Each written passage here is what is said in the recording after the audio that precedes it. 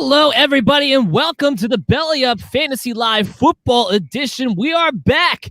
We're going to talk about the running back consistency grades. We were out here a couple weeks ago when we had the quarterback consistency grades. Now, a lot's happened since, especially today, because we've had the free agency, and it's been absolutely crazy. And we are going to have a lot that we're going to have to cover. We are going to stick to the running backs for today, though, because we're going to have literally all offseason to talk about every single one of these moves. So we'll get to it. Don't you guys worry. And today's a special night, not just because I'm joined here with the normal crew of Lomauro and Dowhower and Adam, along with myself, Dan Mater, but also because we have a very special guest, John here from FTLS. FTLS for the love of Sunday. You can find him at FTLS_JBats. John, thank you for joining the show with us today. Guys, thank you very much for having me on. Listen, I love talking football with anybody and everybody. Try and get on a million shows, do this every chance I get in the off season. So I appreciate you guys having me on to do this. Belly Up is an old home of mine. I got my start there. My first podcast aired on Belly Up. So this is great to come back and hang out with you guys and talk football. Yeah, it's great to have you back, man. Great to be able to talk what we all love so much. And like I said, we're going over the running back consistency rankings today, or grades, I should say. And there's one thing we got to get away off the jump because I already know I'm going to hear it on social media, and I just want to get it out of the way to make sure that everyone understands exactly what it is that they're looking at. So, no, you look at the graph here. Yes, the consistency grades from starter to non-starter are going to be different here than you're going to find at any other location. The reason for that is most sites, when they do starter to bust grades, percentages, whatever you want to do, they will usually do it at least up to about top 24. Not us. We incorporate the top 36. Why? Because if you're a top 36 running back, that means you're a viable flex play. Last time I checked, flexes start.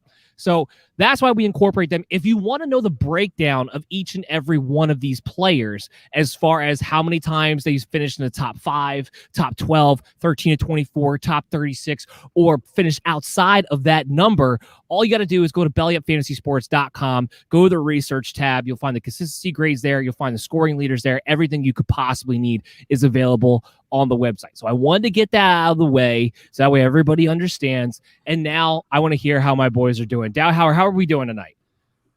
I'm doing good. I'm ready to talk some football. I'm super excited. Free agency's got me all pumped up over here.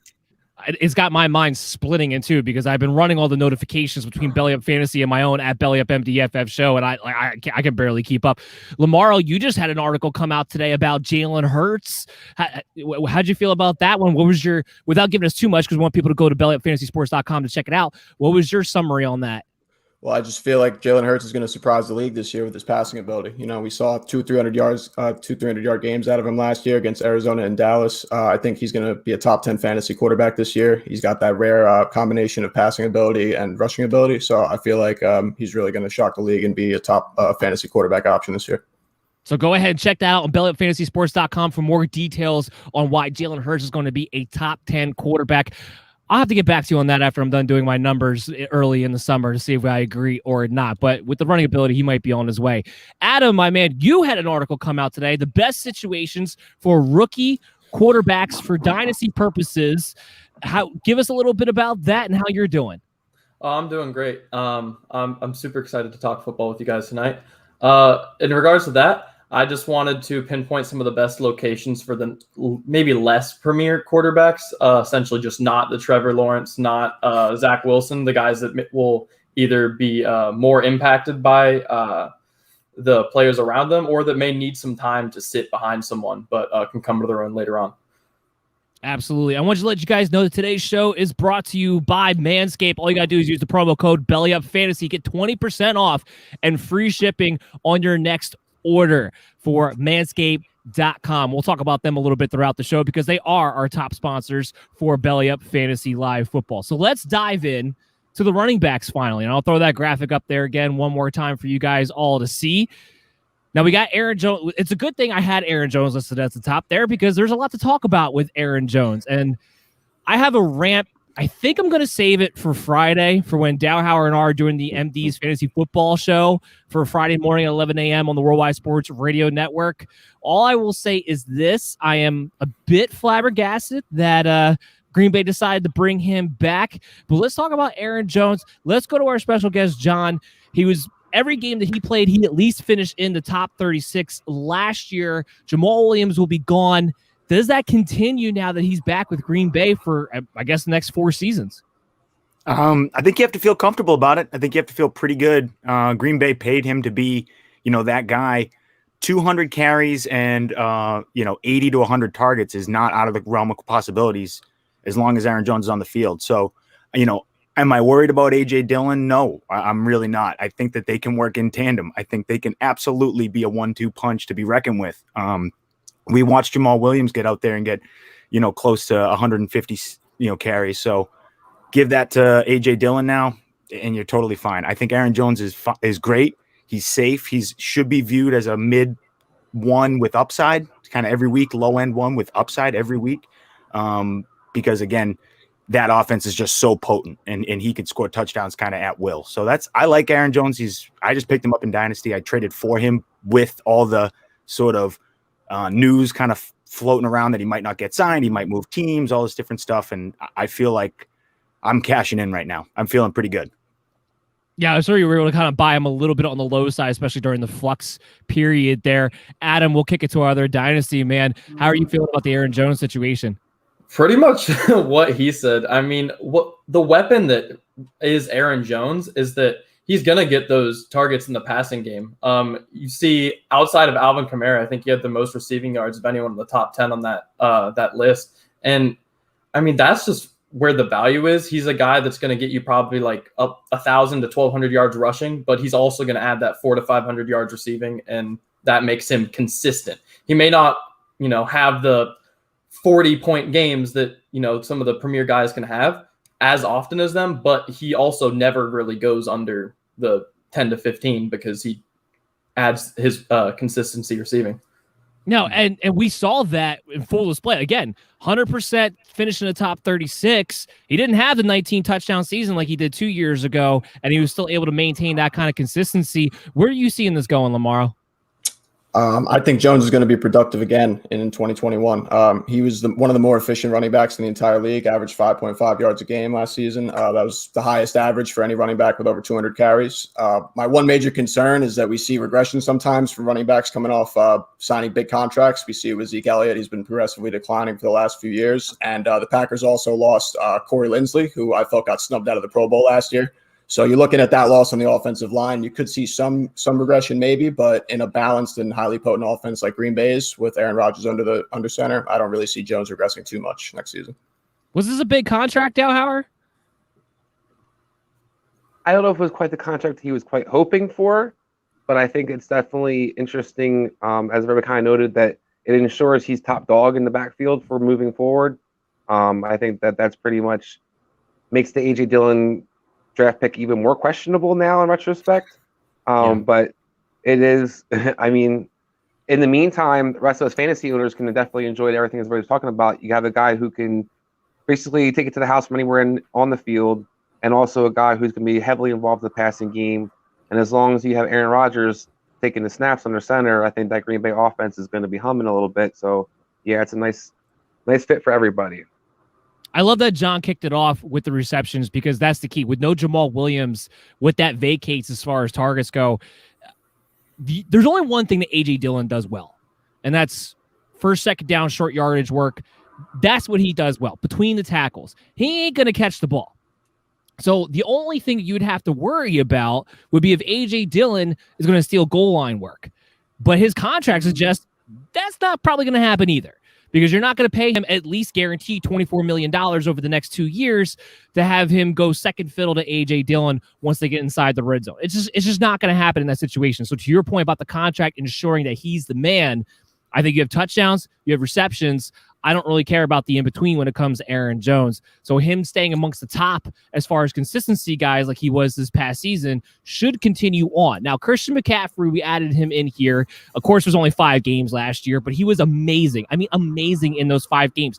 I actually should have pulled it up exactly, but it was at least 3 top 5 finishes in the 5 games that he played, and he wasn't even 100% for all of those games. We're going into this season. As of now, it sounds like it's going to be Teddy Bridgewater quarterback. We'll see if they draft somebody. We'll see if they're able to make a change there. Not that it matters all that much. We looked at what Mike Davis did with no Christian McCaffrey around. What is the ceiling? Is it RB1 again for this season, Lomauro? It's always RB1 when it comes to Christian McCaffrey. And even with all the injuries piling up, when Christian McCaffrey's on the field, as you mentioned, he's a beast. So he's a beast in the running game. He's a beast in the passing game. He's probably the best dual threat running back there is in the game when he's healthy. So we've seen the injuries be a concern over the course of the last couple of years, but the Panthers have a good enough offensive line where he can produce. And I actually do think Teddy Bridgewater is good enough at quarterback where he's not going to see too many 8-man-in-the-box scenarios. John, are you worried about him being able to stay healthy? Worried. No, I'm not worried. I don't like to label anyone injury prone. I don't do that. That's not how I play fantasy. Is it getting riskier? Yeah, of course. A guy who has a ton of workload. He was on the field for 99% of the snaps the year prior. So, yeah, they're putting a heavy workload on him. So maybe do they lighten that up a little bit? Maybe do they get someone else involved? Sure, but I still think they're going to play him to be that bell cow back. I'm not worried about it. So, injuries shouldn't sway you away from a player too much. I think that's kind of a farce in fantasy football. People get too concerned with injury. I think if they're healthy, play them. Again, not too many guys can go 1,000, and he can certainly do it. Yeah, I'm not overly concerned either because this was the first time we've even seen him miss. It was a high number of games, but even miss games, even if you go back to his college career. Dowhower, what are you looking at when you look at Christian McCaffrey? Does he rise to the top of your board again? I think he has to. As you pointed out, kind of with the question opening up, Davis is top 10. And if Davis is top 10, McCaffrey's 2, put the math together, you got a guy who's definitely one of the top guys. And then, as everybody kind of pointed out, I don't see why he doesn't continue to do what he's been doing. To your point, he's only been injured more recently. The injury isn't so much a workload thing, it looked like, is more just kind of I would say more of a freakish thing. The guy is a workout warrior. We kind of seen that in the past. We definitely see the workout videos here and there. And his running style isn't the kind of style where he's taking a lot of straight up hits. Even with the passing game, he's usually able to kind of do a good job of getting down or getting out of bounds. A lot of times, it's not a guy that maybe, as they were kind of pointing out, he takes a little less hits, maybe a little less, 3rd and 1s here or there. But I do think Christian McCaffrey's got to be top of your board. Adam, is the fact that Joe Brady, at least for the meantime, will still be the offensive coordinator, he might wind up getting a head coaching job next season, but having him and Matt Rule there moving forward, does that open up the door that McCaffrey may have a longer window at sitting at the top 5 than most running backs in Dynasty would have? I think that does, and I just think how good he is as a receiver does. I think you've seen some backs hold on to that receiving ability maybe a little bit longer than they do the running ability. James White's 29 now, and he's still, as a receiving back, very good. And as far as the injuries go, I am someone who can get a little swayed away from someone on injuries, but I'm not for Christian McCaffrey specifically. As Dowhower mentioned, I don't think they were really workload injuries. They were just kind of, freak injuries that happened with big men running around on a football field really fast. So I'm not that concerned. I don't think that his injuries last year will impact him too much going forward. And I have him as my RB1 in both Dynasty and redraft. And I have him as my number 1 overall player for Dynasty. I can't disagree with that. I'm definitely going to have him number 1 redraft. All I keep going back to, Mike Davis was an RB1. It's Mike Davis, and he was an RB1. Exactly. What is Christian McCaffrey going to do in 17 games next season if he's able to stay healthy within that offense? So let's move on to our next player here, and it's Dalva Cook. Ooh, Dalvin Cook. So you got Clint Kubiak now instead of Gary Kubiak. Not the same, but let's be real, probably basically the same. This team had to throw the ball a little bit more than they had to last year. They had to score more points than they usually have to because, usually a Mike Zimmer-led team is going to have a decent defense. I'm glad. Here's what I'll say about Dalvin Cook. I'm very, very happy that he was able to get through last season for the most part healthy. We talked about Christian McCaffrey and being worried about that. And John mentioned, not wanting to label guys as injury prone. He was in the industry labeled as injury prone until last season. Very happy he was able to only miss one game and get that monkey off his back. Adam, what are you looking at with Dalvin Cook? Does anything change with Dalvin Cook? I don't think anything changes. Him being one of the top consistent guys should really remain the same. Yeah, I think you hit the nail on the head there. I think he's going to be one of the more consistent guys. I think he is one of the more explosive guys. When healthy, he can take it to the house any play. That's kind of cliche, but it is what it is. I have no concerns really with Dalvin Cook. I mean, injuries could mess it up, but that's anyone.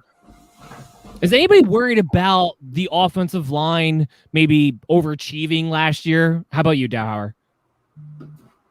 I'm not really worried about the line overachieving. I'm not typically a person swayed by injury, and I love Dalvin Cook. We know you and I know that. I've loved him since he was at FSU, but I am a little concerned the workload last year, and I see a little bit of Arian Foster where it could be just another good year for him, or it could be where Arian Foster started getting banged up here or there. So I'm kind of curious to see how this year kind of unfolds. I think this is the year where we do see if that label, like you're talking about, gets shed once and for all.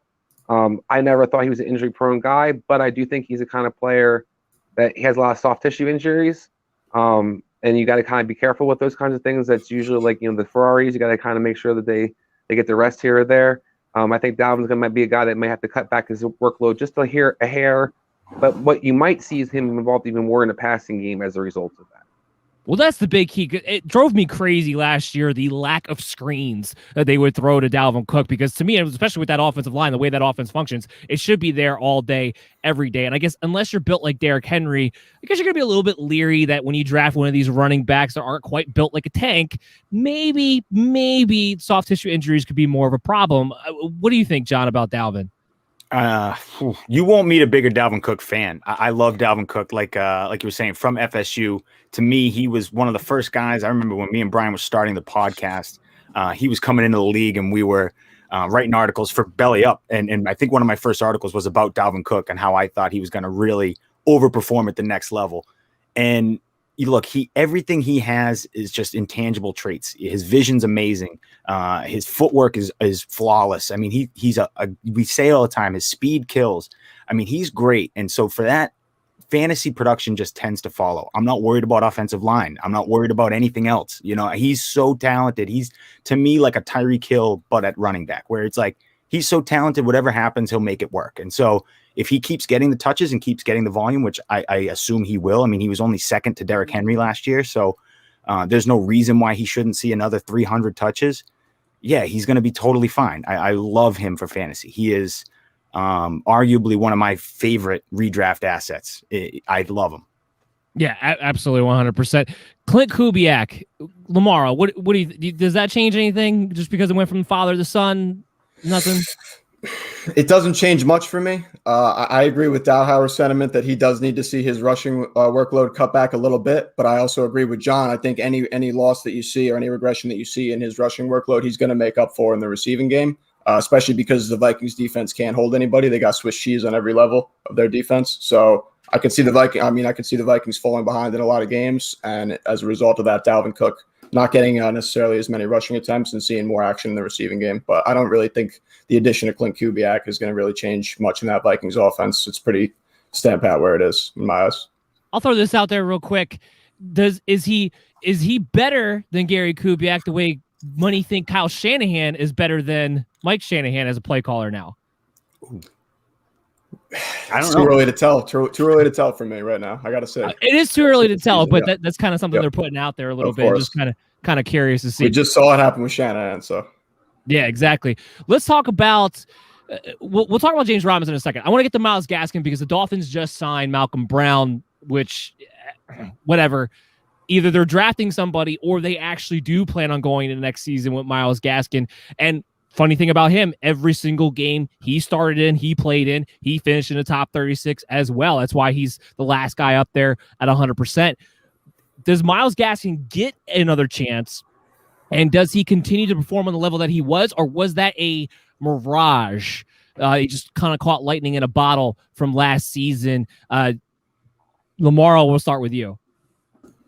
Yeah, I'm not sure if Myles Gaskin's going to get the same kind of volume that he saw last season with the Dolphins. He was a bit of an inefficient runner, not too bad. I believe he did average over 4 yards a carry, but there's some injury concern. He missed 6 games last season, albeit 2 of them were from due to COVID-19 protocol. He offers some upside as a receiver. He had 6 games with 5+ targets last season. And if Miami lands Deshaun Watson, that could be a whole different story because they might use Gaskin in some crazy ways. But I just feel like it's too crowded of a backfield to really rely on Gaskin this year for fantasy purposes. What do you think, Adam? If he, I wouldn't touch him right now, but if he is the apparent starter post-draft, I would be high on him. I think he is talented. He was a little inefficient as a runner, as Lomauro mentioned. I think it was 4.1 carry, but I'm not too concerned with that. I think he's just fine enough, and I think that they're going to have to rely on the run game enough that if he is the apparent starter come August, September, I would be in on him. But I feel like they're going in a different direction. If I'm being honest, I have a feeling that they'll be going for one of the top running backs in the draft. Yeah, Dowhower, do you buy for a second that Myles Gaskin's going to be the starter with a Malcolm Brown stealing goal line touches as it would set up as of now on that depth chart? In all honesty, I have no idea what to expect from Miami this year. You got a change in the coaching staff overall, offensive coordinator. To everybody's point, I would high on Myles Gaskin if he's the top starter in the backfield, but how the backfield materializes or how it unfolds or even the usage, we're not guaranteed we're going to have a bell cow back in the Miami backfield like we had last year. So that's where I'm kind of curious to see how that unfolds. And while I think Myles Gaskin's a serviceable player, I think talent-wise, Miami could definitely upgrade if they want to with their draft capital. And as free agency kind of continues to unfold, I think that there should be even more than a Malcolm Brown as a possibility of stealing carries from him. Well, even think about it, last year, it wasn't necessarily had a bell cow. It was who was healthy at the time. It was Myles Gaskin a few weeks. Then it had to be Salvin Ahmed. Then they even had to mix in Matt Breida. So maybe if they were all healthy, we would have seen some sort of carousel. I don't even think we've got to see that because nobody was actually healthy that entire time. John, what are your thoughts on what the Dolphins do? What are your thoughts on Myles Gaskin himself?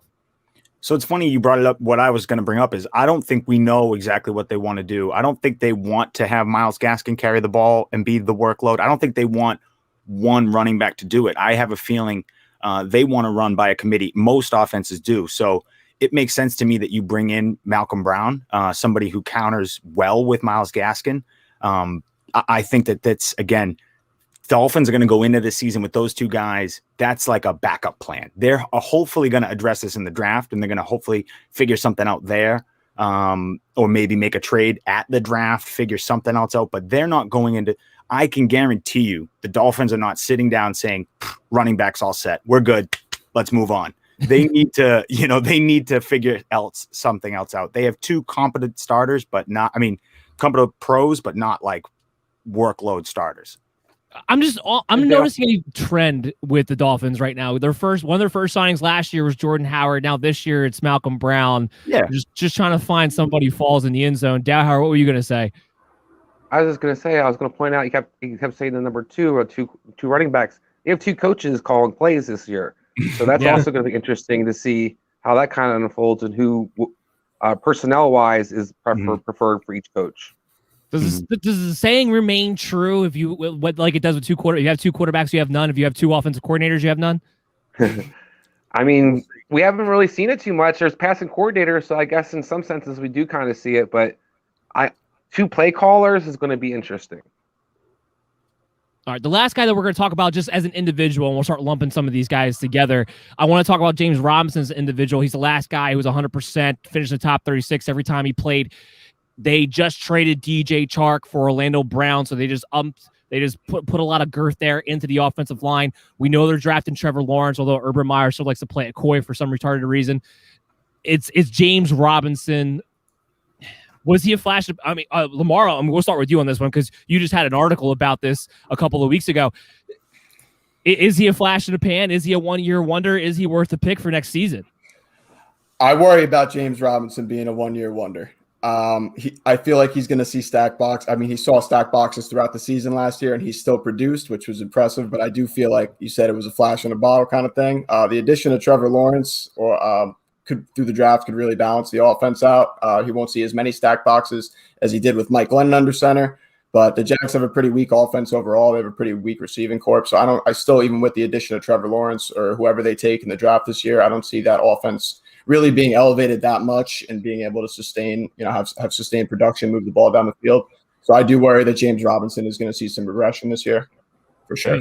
He came out of nowhere. It's going to be a new quarterback. It's a new coaching staff. John, what do you see for James Robinson? Is he the real thing? I think he earned himself a chance. I think he certainly earned himself a chance for 2021. I'm not super thrilled in Dynasty. I'm not going out and grabbing him anywhere like that. But I think that he showed himself enough to bet that they should give him a chance. And they absolutely will. I mean, they brought in Carlos Hyde. And Carlos Hyde is someone who's a veteran back that's not really going to, dominate a backfield. He can help out in a backfield. He knows the offense. He knows the offense. We saw him when we just saw James Robinson do all that with about 250 carries. So you got to ask yourself, is that where you see James Robinson? And that's kind of where I see him, about 250 carries in an offense. Again, if he has another great season like this or builds on it, then who knows? Maybe they give him a longer leash. Maybe something happens. But they're just, again, he earned himself a shot. And now you have to ask yourself, do you think he can rise to that occasion? I think he can. I mean, his yards per carries don't worry me. I thought he was a quick, sort of slippery little guy. He could get in and out of holes pretty quick, not breakaway speed, not really fast, but fast enough. I put him in again. I like him for 2021. Who knows? They could totally change this offense via the draft. They could totally change things around. But I think for now, they're going to use James Robinson and see what happens in 2021. So he's got the job for at least a year.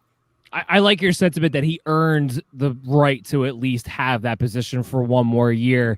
Dowhower, you and I have talked about this off air. We question whether or not this coaching staff really buys into having James Robinson as their long-term future, just because of some of the comments that seem to come out of Urban Meyer's mouth when he talks about James Robinson. What is your feeling when it comes to him?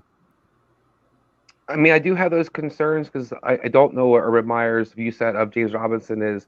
But James Robinson, the player overall, you saw a lot of his skill set he kind of translated from he had in Northern Illinois to what you saw in the pros last year.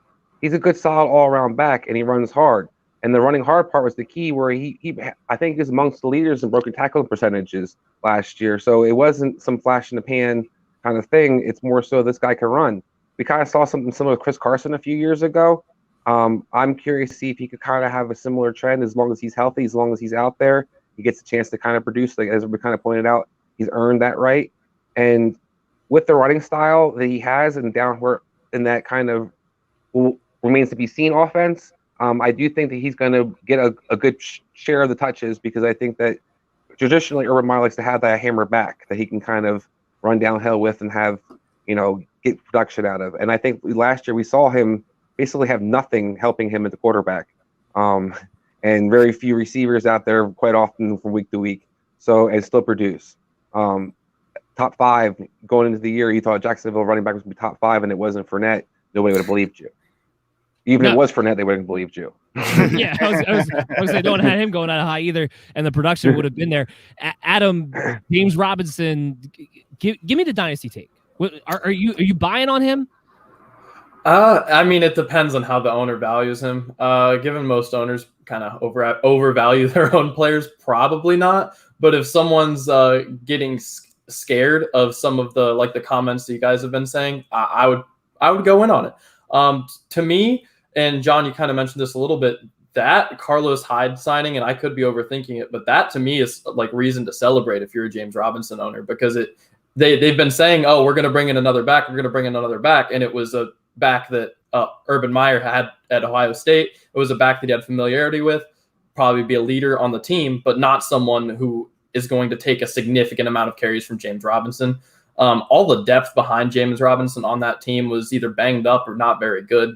So yeah, he will probably lose some carries, but hopefully that just ups his efficiency and, helps him out as a runner long-term and, get the yards per carry up. And if the offense is actually, competent, maybe it'll be in more scoring positions. And that could also play. And I think you hit the nail on the head when you say the fact that they signed Carlos Hyde goes back to John's point of it ensures that at least for 2021, he's going to get that opportunity, because we're not worried about Carlos Hyde usurping his job in any kind of capacity. Jonathan Taylor, Alvin Kamara, Ezekiel Elliott. Rank those three for me, John. I think you just nailed it. Jonathan Taylor, Alvin Kamara, Ezekiel Elliott. I think you just kind of, yeah, that's exactly how I'd rank it probably. Kamara maybe a hair if we're doing just redraft. It might be ahead of JT, but I don't know. No, you could probably put it just in that order. Yeah. So how concerned are you with the quarterback change In New Orleans? I'm not. We talk about talent. We talk about, we talked about it with Dalvin Cook, where you're just a supreme talent. You can make things happen on your own. Alvin Kamara is that guy. We saw his fantasy numbers go down a little bit with Taysom Hill. I think it was just sort of other factors that were, bearing in, and people just used the Taysom Hill excuse as an easy excuse. But look, Alvin Kamara should be a top 10 guy because he's that good in the passing game. He's that electric with the ball in his hands. So it should concern you because Drew Brees he's going from a Hall of Fame quarterback to who knows what. So it's obviously not an upgrade, but it's not going to be significant enough to scare me away from Alvin Kamara. Ultimately, I agree with you. When Taysom Hill started playing, while we didn't see Kamara getting thrown the ball, we saw his carries go up. Mm-hmm. Does that change the value? Can he still hold it at him? Yeah. First of all, I agree with the ranking. And second of all, I think with an offseason of planning for life without Drew Brees, I think that they'll figure out how to make Alvin Kamara work in an offense that does not have Drew Brees. It was something that they were kind of doing on the fly last year, figuring it out as they went, just trying to win games so when Drew Brees got back, they could try to contend. Now they've got a few months, whichever quarterback they're going with, figure it out how they're going to use Alvin Kamara best. I'm knowing that we were going to talk about Alvin Kamara. I'm a little bit surprised that Dowhower doesn't have 4-1 painted on his face. I already know what your thoughts are, but what's your thoughts on Kamara and the new quarterback situation? I mean, I'm actually a little more excited for him with a quarterback change. I love Drew Brees, and he's definitely a Hall of Fame quarterback. Having said that, the ability to push the ball down the field was lacking. And I think having some kind of more of a vertical threat is key for Sean Payton right now, because one of the things that happens to Kamara, I think, as John kind of was pointing out, all other factors leading in, I think quite often their offense gets stale. And a lot of that's because a lot of their offense is option routes for Kamara out of the backfield and Michael Thomas running, a post or a go. So I think that I look at that offense that needs to be kind of more, if it can be a little bit more vertical, I think that opens up things more for Kamara. And you might see, as John pointed out, like he's one of the most, I love him because the guy he's exposed from every facet, and the balance the man has is incredible. I think that you're going to see, you saw kind of bounce back Kamara this year from the past year. I think you continue to see that even more present. I think he becomes the face of New Orleans kind of moving forward, actually. Lomauro, what's the difference between Jonathan Taylor and Alvin Kamara for 2021? I would say the biggest difference is that Kamara is a bigger receiving threat. And, we all know that the statuesque type of pocket quarterback that's going out of style in the NFL nowadays. And I think Sean Payton, he's always liked to use Taysom Hill in some pretty gadget ways. So I feel like this season he's going to find some really creative ways to move the football using Alvin Kamara and Taysom Hill on the ground. So comparing Kamara to Jonathan Taylor, I don't see Jonathan Taylor being as big of a receiving threat in the Colts offense. So I still am going to put Kamara over Taylor this season. Where's my alarm button when I need it? So you have Taysom Hill definitely starting over Jameis Winston. I mean, that's the way I just took that. I think so. I think if he didn't start if Jameis didn't start last year, that was it. That was the audition. It's a wrap. I think he's going to roll with Taysom Hill. That's the guy he knows. That's the guy he loves. All right, we'll circle back to that at some point in the season. I don't want to get too far off track. Let's real quickly from everybody. Ezekiel Elliott, does he bounce back with Dak back and the offensive line possibly healthy, or was what we saw last year the beginning of the end for Ezekiel Elliott? Dowhower, we'll start with you. If the offensive line's healthy, I think you see Zeke stuff again. But part of that equation is he didn't look like he was in the best shape to me last year. I don't know if there was something wrong off the field or was going on necessarily why he wasn't as focused last year, but it did seem like he wasn't as explosive even beside the line, not opening holes for him. He just didn't have that second gear. Basically. And I think this year he kind of has to realize that if he doesn't do well this year, that could be the last year he eats for a while, because I think if Dallas moves on from him next year, there's not going to be a big market for a guy who's out of shape and didn't produce in Dallas. No, You saw what happened to Marco Murray. The neck was a little wider. The beer belly was a little bigger. Adam, what are you thinking about Ezekiel Elliott, man? Yeah, I want to answer both of your questions with a resounding yes. I do think he bounced back, and I do think it's the beginning of the end. I think he can probably return to being an above 4 yards per carry and above 1,000-yard running back, with assuming Dak's ankle's fine and like everything's cool there, and that the offensive line can get back to shape. So we're assuming a lot of things here, but I think all of those things considered, I think he takes a step back, or a step. Yeah, he'll return to form, but I do think we're starting to see the beginning of the end with him. He's 26, getting close to 27, just getting up there for a running back, has had a ton of carries both in college and in the pros. And he's starting to get out of shape as you get older. Getting back into shape gets a little harder. I don't think he's the premier running back that he once was, but I do still think he can return to being like a top 12-ish guy. Marty, I want to address Marty Joins' comment. Thank you for joining the show there, Marty. Here's the problem with Zeke taking a backseat to Tony Pollard this season. He's making too much money. They're not going to have him take a backseat to Tony Pollard when he's getting paid that way. Now, you want to buy Tony Pollard in Dynasty for 2022? That's 100% the way to go. Because, look, Adam, I love what you just said. Yes to both.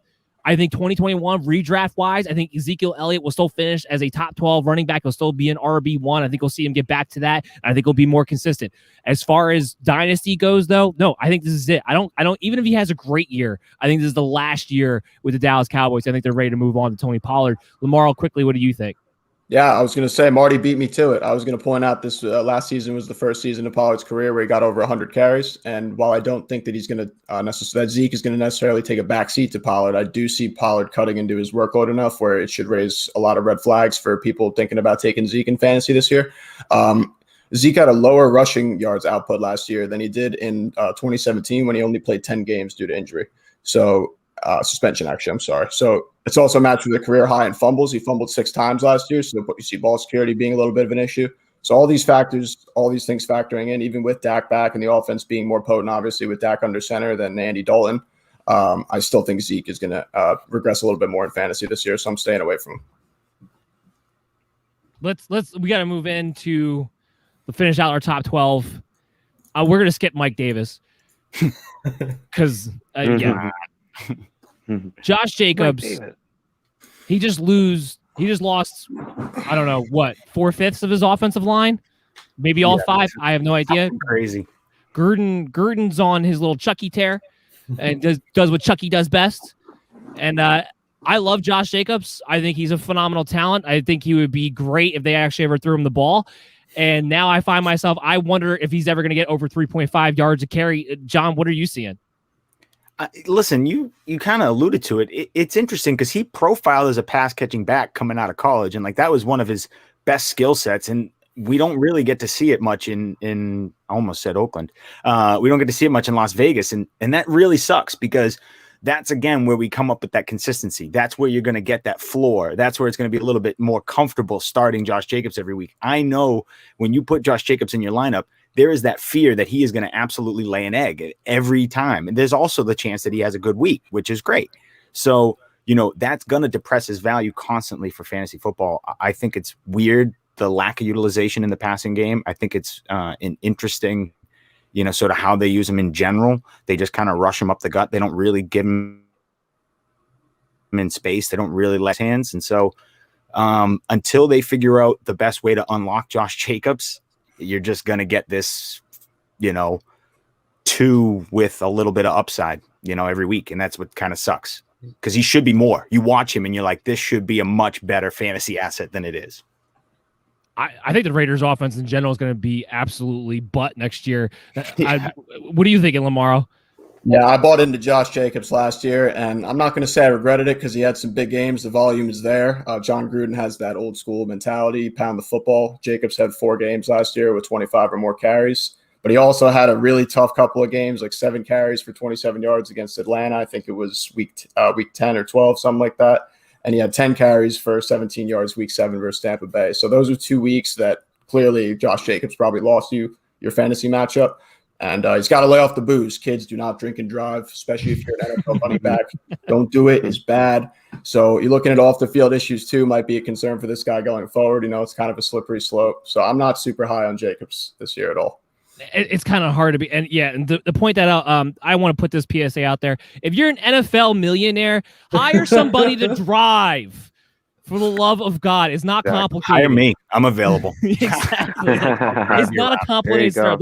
There's Uber. You can afford your own personal driver. I never understand how they find themselves in these situations. The drinking and then having the gun stashed away in the glove department box just blows my mind how often that happens. Adam, Dowhower, quickly, back-to-back. Jacobs, where are you at? I don't understand any of the things that the Raiders do. Really, just in general. I think that can be my statement. I don't understand what's going on in Las Vegas. It doesn't make any sense. What do you think, Dowhower? I have Adam's answer. It's called John Gruden. We saw this in Tampa. I mean, he did the same thing. How many people went crazy with Warren Dunn and Mike Allstott? How many people went crazy with Cadillac Williams? The guy just seems to figure out how to just manufacture issues out of nothing and then get rid of the offensive lineman and then have a quarterback controversy that shouldn't even be there in the first place too.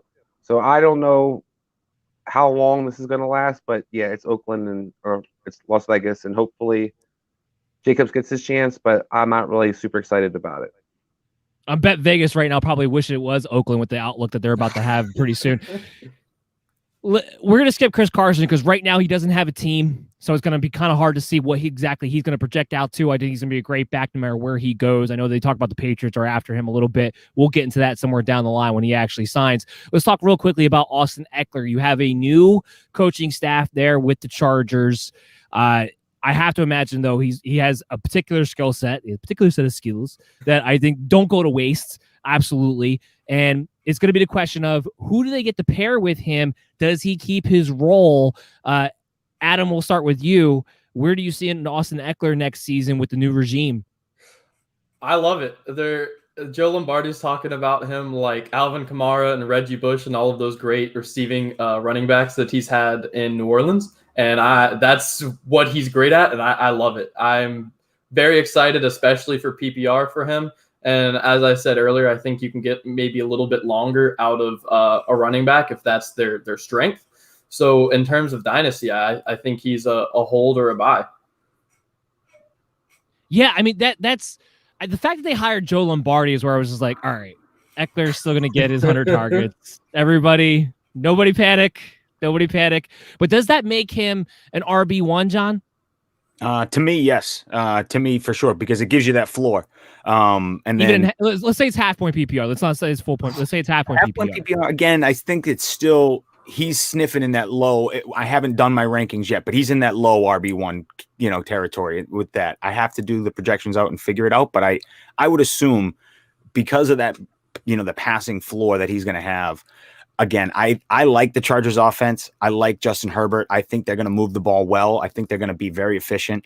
And that usually lends well to running back numbers. That usually lends well to them in our algorithm that we do at the FTLS. So I have a feeling he's going to come out pretty high in our grading system. So I like him a lot. So I would take him totally fine, having him as your RB1 if you wait, if you're in the back of the first or even in the second, wherever he's sneaking, and you can grab him and run with it. A dynasty, yeah, he's a young guy tied to a rookie of the year quarterback.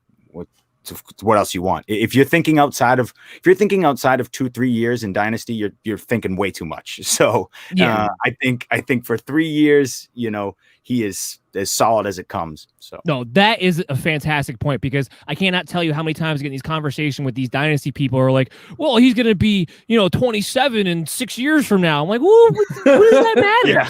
Leagues don't last. Listen, I've been around the block. Leagues don't last that long. Yeah, You'll be lucky. Like, what dynasty are you in that actually lasts past year 3? I'd like to know. Dowhower, is there a running back out there the Chargers could potentially bring in? Because we've all figured, I would think that they're going to bring in somebody that would worry you about Austin Eckler's value and where you would have him at. I mean, the only thing that would worry me is if it was like another prestigious pass catcher. Otherwise, I think that his role's been pretty solidified. Whether that's a hammerback or not in the backfield, it doesn't really matter. He's able to produce because of the sheer just volume he gets between the passing game and the running game. And I don't think he has to depend on just the passing game, which I think people kind of forget. It's not Danny Woodhead back there. No. I think Austin Eckler can run. And I think that Charger line hasn't been great for the last couple of years, and he's still been productive and had one of the better yards per carry. So I think that Austin Eckler definitely shows you that, as John kind of pointed out, maybe back of the first round, late second, but he's stiff in that RB1 range because you put him in your lineup pretty much, unlike Jones, you're gonna what you're gonna get from week to week. I mean, Lomauro, if with Eckler, it was Allen Eckler. Every time Herbert went out there on the field, does that continue, or do they add another receiver? Does that take away enough targets where maybe he starts pushing out to more of an RB2? What do you think about that? Going off of Dowhower's point, I actually think that the Chargers' porous offensive line plays to the ability of Austin Eckler. Like, the offensive line is breaking down, and Justin Herbert is looking for some kind of outlet. Austin Eckler is the perfect type of running back to play alongside him and catch those dump-off passes and turn them into huge plays. So I would say that no matter who the Chargers bring in terms of whether it be a receiver or it be a running back, even if it is a running back that can catch the ball out of the backfield, I don't really see Eckler's role being changed in any way. The touchdown production is an issue, but that's really the only downside I see to his game this year. Yeah, and I can't disagree with any of that. I want to let you guys know that today's show is brought to you by Manscaped. And tomorrow's St. Patty's Day. And what they want you to know is that it is for pubs. It is not for your pubes. So Manscaped, the global leader for below-the-waist grooming, they have sponsored this show because they want you to know they have all the best tools for your ball trimming experience. If you plan on getting lucky this St. Patty's Day, then you need to use the promo code BELLYUPFANTASY at manscaped.com for 20% off and free international shipping. Also want you to know that anytime you make a purchase with Manscaped, contributions are made to the Testicular Cancer Society to bring awareness to testicular cancer, men's health, and early cancer detection. So just use the promo code BELLYUPFANTASY at manscaped.com for 20% off and free international shipping. Well, now we got through the top 12. Let's get to the 13 to 24 guys. And let's talk about the main man, Derrick Henry. Now, I was a little bit surprised, especially some of the names that we saw in the top 12, that Derrick Henry, as far as his consistency goes, was finished 13% of the time outside of the top 36. Then we do this off of half-point PPRs, where these consistency grades are off of. Is that always is that what keeps Derrick Henry most of the time, I think, in a lot of drafts, outside the top 5, even in redraft leagues? What do you think, Dowhower? I think it does. I think every year everybody wonders, is he going to be involved enough in the passing game? What if teams play the 8-man box? What's going to happen? And sometimes he has those stretch here, a game there, where he doesn't do so great, and he goes on that run. And that run's just like 152 touchdowns. And that part is where it's hard to pass on him. And then people start regretting not passing on him, and after that top 5, like you're kind of talking about. Well, it's not even just the passing, right? It's the fact that it doesn't kick in till winter. It doesn't kick in until it gets cold outside. It's the beginning of the season where you have to suffer with Derrick Henry as your RB1 until week 5 because he's not catching the ball and he's not always necessarily scoring. When that happens, you're sitting there with 8 points. Am I right, John? Yeah, it's interesting. So he was the one that I wanted to talk about, a little bit, because this whole thing is, I like to look at stuff and say, why? How did we get here? Well, what happened? And so Derrick Henry had 378 attempts. That's 60 more than the next closest guy. So you would think consistency-wise, he's touching the ball more than any other running back. Consistency, he should be way up. So why is he down so low? And again, it is because of that passing volume. When they get game scripted out, when things don't go right for the Titans, you don't see much Derrick Henry. And so that's the problem. And that's sort of the fear. You have to ask yourself, when they're winning and when things are going great for the Titans and when they go on a roll and they go on a little stretch, Derrick Henry's going to touch the ball 25 times and run people over because he's a man amongst boys. But that's not always the case. And so it's just interesting to me that the number 1 carry guy isn't the number 1 consistent guy. He's actually number 13. So I want people to start valuing pass catch. Listeners, listen in. Start valuing pass catchers a little bit differently. Understand that this smash mouth football is kind of getting taken away from the game. It's a lot of passing. It's a lot of these. Again, yards per attempt on a run are a lot lower than yards per attempt on a pass. So, even if you get half as many attempts in the air, odds are your yards will be there. So It was just an interesting case for me. Derrick Henry, I can't believe that he was that low. I can and I can't at the same time, because you look just on the raw numbers and you say, oh yeah, he's got to be consistent. He's touching the rock all the time, and it's just not the case. And I'm not. I am concerned about it. By the way, I am concerned about Derrick Henry for sure. No, I absolutely am too. They don't have Arthur Smith anymore. Now they're trying to do the same thing by promoting Todd Downing from the tight ends coach and hoping somehow they catches the same magic. But Lomauro, I mean, where are you? There's no Arthur Smith anymore. That, to me, that has to play a role, because he came out of nowhere. We didn't expect what we got out of Arthur Smith, but I do think that it'll happen twice in a row. I think it's kind of a pipe dream. Right. Yeah, Derrick Henry is not the perfect running back. We see the sexy numbers. He was the only running back in the league last year to eclipse 2,000 yards, but Arthur Smith did what Derrick Henry doesn't do so well, and that's catch the ball out of the backfield for this Titans team. When the play breaks down and Ryan Tannehill needs somebody to dump the ball off to, he can't necessarily do that so well to Derrick Henry. There are some times where he dumps it off and Henry makes a big play, but it's not his forte. So looking at them losing Arthur Smith, you would think that they would try to bring in some guy to play on third down when especially when they're behind in games and game script's not going in Henry's direction. That is one thing I will say. They still have yet to bring a competent complementary back. Adam, Derrick Henry, what the hell?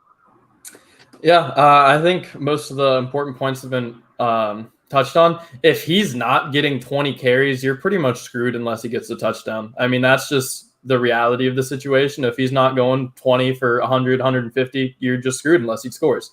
And in terms of the Arthur Smith thing, Arthur Smith is a really smart guy. I really like him as a head coach. I think Atlanta's going to do good things. He seems like a guy that will play to his players' strengths rather than just sticking to his one scheme. But I think whoever comes up after him would be dumb to not just feed Derrick Henry most of the time and do what Arthur Smith was doing. So I don't think that should hurt him too much. In terms of dynasty, I'm getting a little scared because he's up there at 27, I believe. And as has been mentioned, he had almost 400 carries last year. But, I mean, I feel like you kind of have to ride him until the wheels fall off at his current production, at least in terms of a full season. Well, here's what I'll say about Derrick Henry aging. At worst case scenario, the guy's 35. He could still be LeGarrette Blount just because of the way he's built. So he'll always find a way to fall into the end zone, I believe. I put up the wrong graphic there. Let's get into, we're going to skip Ronald Jones because that is a situation in flux. We got to wait to see if Leonard Fournette winds up coming back, exactly what that's all going to mean and play out there. Antonio Gibson, Clyde Edwards-Helaire, let's lump them in. We talk about from a dynasty perspective, from a rookie going to a sophomore year perspective. Which one of these guys is it going to be this season? We'll kick this to Adam first. All right.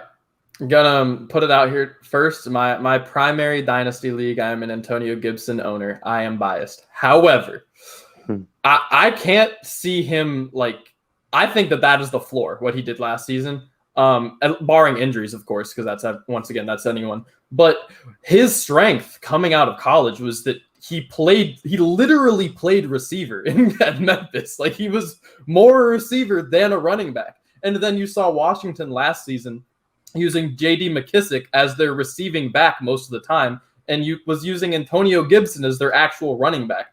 I can't imagine that continues to be the case, because with another year with a full offseason, if he hasn't figured out the receiving game at the pro level, then I don't know what to say, because he somehow figured out the running game. So I think his receiving stats will go way up, and even if his rushing stats stay exactly the same, that's a huge plus. Well, Adam, here's what I'll say to that. I believe it was more about the fact that Antonio Gibson was a poor pass blocker in his rookie season, and that's why you saw him kind of lean on J.D. McKissick. I would expect that would improve into year two. What do you think, John? I think you hit the nail on the head. I think that's really where he lacked was in pass pro. So that's one of the easiest ways to get pulled off the field in football, especially as a rookie. They wanted to bring that veteran in to be able to keep the Alex Smith or whoever was back there upright. It didn't matter. So I think that Antonio Gibson, to me, could have a explosion next year on a crazy proportion. If things go right, if he can figure out pass protection, if he can figure out sort of the pro game. We watched him do a lot of run outside schemes that he was okay at, but not great at. He's got to get a little bit better at his in cuts and vision. But he has the skill sets, the raw talent. He ran with power for a guy who I wasn't expecting to have as much power as he did. So I agree. There is a lot of stuff to like there on film. I think, again, it all needs to come together. We talk about toolsy quarterbacks, right? And if everything kind of lands right for them, we see that Josh Allen type leap. He's a very toolsy running back. And if everything kind of stacks correctly for him and Washington takes a leap forward, as I think they will, because culture-wise, Ron Rivera's got a great culture in that building, I like to buy into that. I like to buy into teams that I think are on the rise. And to me, the Washington football team's on the rise. And so he could have the biggest sort of jump in dynasty from this year to next year, in my opinion. He's the one name that I think people will go, wow, he's a top 5 asset. And it's like, where did this come from? And that's what I think for Antonio Gibson. So for you, it'd be Gibson over Hilaire. Yeah, for sure. I wasn't big on Hilaire coming in. I really wasn't. Thank you, John. I finally found somebody. I'm not going to sit here and say I was, this big Clyde Edwards-Hilaire fan. And I didn't like him coming. He was fine. He was a good player. He profiled to me as a decent back. Very, sort of, I don't know, Deion Lewis-esque. Like he's a Dowhower will tell you this. My comp was that he's a better in between the tackles James White, which Sure. is why I was appalled that this man went in the first round over Deandre Swift. Could you imagine Deandre Swift in Kansas City? That was the running back, Andy Reid. Jeez Louise. I know. Dowhower, just help me out here because I'm going to lose my mind. I think you're just drinking the haterade, man. Clyde Edwards-Hilaire. Clyde Edwards-Hilaire was disappointing for a lot of people last year that took him early on and were expecting to have Kareem Hunt numbers right off the bat. They didn't get that. You also didn't get Andy Reid using the running game a whole lot last year either. So I'm curious this year, as all the jump that everybody's kind of expecting for Aaron Gibson. I think that you're going to see a jump from Edwards-Hilaire, and I think you kind of saw that he started hitting his stride until he got banged up a little bit there. I do think he has a special talent. I do think that the guy has an ability to get out of his breaks, sees the holes well. Reminds me a lot of like style Maurice Jones-Drew in some senses, not as powerful as a low runner, but has more of that quick in and out the cuts and be able to hit different holes. I think he's going to take off next year. I think we saw them rely overly on the passing game, and I think that they might have seen the Super Bowl that they got to get a little bit more diversified, especially if they can't just expect Patrick Holmes to drop back with a crappy offensive line and just throw it 90 times. So I'm interested to see that he doesn't take the lead. Gibson, I'll be honest, I'm a little bit biased because I don't think he was that great coming out. I do think he was a receiver, and you kind of see that when he runs with the ball, as John kind of pointed out. Doesn't have great vision. Cutting ability is okay. He runs a hell of an angle route. Give him that. And that could probably win a lot of weeks for you, especially in PPR leagues. So I couldn't see the upside in him if he's out there. I knew the pass protection was an issue with McKissick. I also am curious to see that some guys get pigeonholed. A lot of guys were talking about earlier about Jacobs. I said Jones, but I meant Jacobs. We expected so much more out of him in Oakland, particularly in the passing game as he profiled out of college. And where is that? So a lot of guys just get pigeonholed in the pros. Dan and I are both Sony Michel fans, and in New England, he never gets ball. So, I mean, as you see, we were Sony Michel fans really coming out of college because we thought he would actually catch the ball. Catching the ball. Because that's what he did in college, and then was never allowed to when he got to New England. Yeah. No, not at all. It was Nick Chubb running. It was Sony Michel catching. What happened? Lomauro. The pros. Sometimes coaches to stick guys in roles. Yeah, I mean, it does happen. It's hard to believe that Gibson would get pigeonholed. I'll say that much. And for Hilaire, I think he has more of a chance to get pigeonholed at some point. Fair point. Lomauro, Hilaire, Gibson, which one? What do you think? I think it's Gibson, and it's not even close. And it's not so much because I don't think that they're both talented players. I just think the play styles of the teams they play on are so different. Riverboat Ron's really going to be leaning real heavily on Gibson this season for Washington. They're a defensive-minded team. They're probably going to play in a lot of low-scoring games. The quarterbacks they have on their roster, one is highly unproven in Heineke, and I believe they just signed Fitzmagic, who's a turnover machine. He comes out with that 400-yard, 4-touchdown game, but he turns the ball over a lot. So I think the best approach for Washington, if they want to win this season, is to lean on the running game and the defense. So you're comparing that to the highly potent Chiefs offense that, as we all mentioned, Patrick Mahomes likes to drop back, throw the ball a bunch. I just don't see that team leaning as heavily on CEH as Washington's going to lean on Gibson. So I go with Gibson here. Yeah, I have Gibson ahead of Hilaire too, for the simple reason of, even though I think Hilaire's best attribute is him catching the ball out of the backfield, here's the problem. When your quarterback's Patrick Mahomes, he's not looking any shorter than 20 yards down the field. And we kind of saw that last year, why he didn't get as many targets. So I think that's a big reason why. All right, Dowhower, 4-1, Gibson to Hilaire over you. And we'll move on to the next one. And we got, we will see who's right. Absolutely. We got to get some kind of, I don't know, some fun show bet here and kind of keep track of it and kind of add that in that way too. I just want to ask everybody real quick. Aaron Jones and Williams last year. Who thinks Aaron Jones would be the better pass catcher and would have been the featured guy, but Williams didn't go away? I just say it's not a guarantee that it's what happens. That's all. No, that's a very, very fair point. Absolutely. The next three guys, let's lump them all together. Deandre Swift, Joe Mixon, Miles Sanders, all have very interesting situations. Dowhower, since I made fun of you, we'll let you go first. How would you rank those three guys? What are you looking at of those three guys heading into their respective seasons going into 2021 and maybe even beyond? I probably rank them. I like Mixon, Swift, and I like Sanders. Sanders reminds me of Gibson in a lot of ways. I think that I'm curious to see. That's why I'm a little skeptical with Gibson, because I'm curious to see how being the feature guy, quote unquote, unfolds for the guy. We expected big things out of Miles Sanders last year, and I frankly didn't produce for people. So I love Swift moving forward this year. We talked about Lombardi and the system he brought with him from New Orleans. You're getting a similar system, bringing me out to Detroit. And you got Anthony Lynn, who also had Eckler last year. So you have a lot of different players, and a lot of people, I should say, from between Campbell and Anthony Lynn, who believe in throwing the ball to the back, using their running backs in as many ways as possible. So I love Swift moving forward. And Mixon, to me, is, like I said, the top, because I think he has the best skill set. John alluded to before, you always trust skills. And to me, the only thing that's hurting him right now is they don't throw him the ball enough. Now, maybe somehow, some way, Bernard finally goes away. But I remember Todd Gurley having his breakout year for the Rams. They started getting the ball thrown to him, and I'm curious to see if Mixon finally gets his opportunity this year. Yeah, I'll tell you the other thing going against Joe Mixon is the fact that Zach Taylor lies his butt off, and that's the other thing going against Joe Mixon. Well, yeah, that just makes you mad. Yeah, exactly. Lomauro, rank those three for me. Tell me what you think. So I would put Joe Mixon at the top for sure. It was between Joe Mixon, Miles Sanders, and who else? Deandre Swift. Yeah, I would put Joe Mixon at the top for sure. Yeah. I think the biggest issue with Miles Sanders is Jalen Hurts is going to tap into a lot of his carries, and then there's more competition in the Eagles' backfield. You see Boston Scott and Corey Clement very involved, and Sanders is easily the RB1.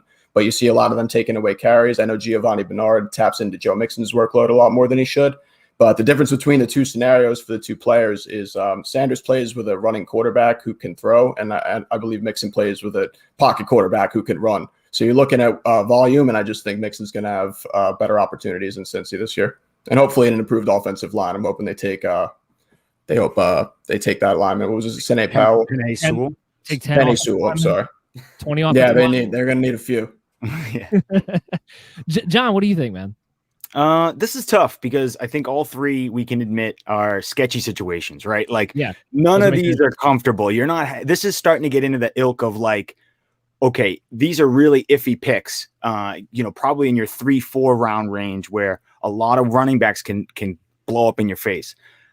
At this point, I'm going to go off talent. I look at these guys and I say, look, I don't like Detroit. I don't like Cincinnati. I don't really like Philadelphia. I don't like any situation for a running back. So let me look at their skill sets and let me look at, what I like out of them as a talent. To me, I think Joe Mixon, believe it or not, might be the most talented out of these backs. So I want to put him first. I think he's the most well-rounded. I liked him the most coming out of college. And then, be honest, Deandre Swift, I think Deandre Swift has, that potential to win you weeks. He has the potential we've seen to have big games on small amount of touches, which is exciting. And then last is Miles Sanders. I don't know what that situation is going to look like with Jalen Hurts. That makes me super anxious. Like, I'm not going into any situation with Miles Sanders feeling comfortable. I think he's going to lose some goal line touches to Jalen Hurts. I think he's going to, lose a lot of rushing yards to Jalen Hurts in that offense. And I don't know if that offense is going to be that great anyway. So that's kind of how I feel. And that's how I would break it down. So give me Mixon, Swift, Sanders. but I don't really love any of them. That's how I feel. They all come with a lot of risk. They all come with a lot of baggage. Yeah. So I guess that leaves me. I think I think I'm a little higher on Sanders. I think I'll start it off. I would rank it. It's the green shirt you're wearing. Yeah. Gotta be. I think Mixon's the most talented, and overall, just situation wise, I think I would. At the end of the day, fantasy purposes, I would rank them Sanders, Mixon, Swift, Mixon, Sanders. However, with Sanders, I think Nick Sirianni is going to be good for him. I really do. I think if they, at worst case, use him like they did Nyheim Hines, but with more volume, and at best case, you can get a Marlon Mack situation. I think they're going to run a lot, and even if Hurts gets into his carries a little bit, I don't think it'll matter that much. I just think he'll have the volume that wasn't there with Peterson. But I think Swift, speaking of volume, will probably just, unless they add someone else, which that's obviously a real chance. As things stand today, I think his volume could just be crazy going into year 2. And that's why I think I would have him over Mixon. I like where you're going with the point there. I think the head coach would have been great for Sanders had ownership not come out and said you have to make Jalen Hurts work. And I think that's where the issue is, that, okay, you have to make Jalen Hurts work. Jalen Hurts is definitely going to be the starting quarterback for 2021. And I echo those concerns with Hurts and Sanders. On top of, we talked about injury-prone guys. I don't believe for 1 second Sanders is a guy who can handle 250 touches. I just don't. I'm sorry. I don't think he's built that way. I just don't think he can do it. I didn't like him coming out of Penn State for that reason as well. I would rank Mixon, Swift, Sanders, but it would be very, very close for me between Mixon and Swift, because I believe, and Dowhower knows this, I've been very, very high on Swift ever since he came out of Georgia. I believe he is I don't even say mini version, but almost a version of Dalvin Cook. When he is at his best playing, he is that explosive. He doesn't need 20 touches to have a huge day, because he's that explosive, whether it comes to running the football, catching the ball out of the backfield, and he's going to get to do both. We saw it last year. This guy was really, really consistent, and he didn't start getting a heavy workload until later on in the season, but he was still performing in the top 36 for you, even though he was only getting maybe 10 touches because he had to deal with AP and everybody else and all the other stupid things Matt Patricia was trying to do. Deandre Swift is going to be a guy who's going to look at 18 to 20 touches, because he's going to get 14 to 15 carries with 4 to 6 targets every single game. And you give him that in space, an offense that's going to be designed around him, like it's going to be with Anthony Lynn. You give him the great coaching staff that really does well for running backs on top of it.